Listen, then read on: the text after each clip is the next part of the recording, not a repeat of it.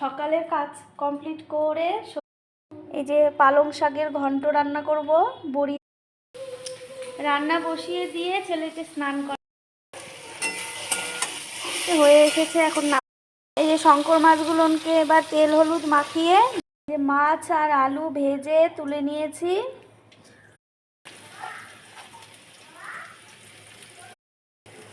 পেঁয়াজ রসুনটা ভাজা হয়ে গেছে।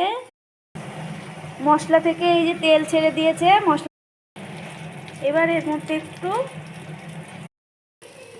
এই যে কষানো হয়ে গেছে। এবার এর মধ্যে এই যে তরকারিটা ফুটে গেছে। এবার এই মাছগুলো এই যে আমার তরকারিটা হয়ে গেছে, এবার নামিয়ে নেব। এই যে আমরা তরকারিটা নামিয়ে নিয়েছি। এখন স্নান করে চলে আসলাম, খাওয়া দাওয়া করব। আজ রান্না করেছি এই পালঙের। ঠিক আছে, তাহলে আমরা এখন খাওয়া দাওয়া করে নিই।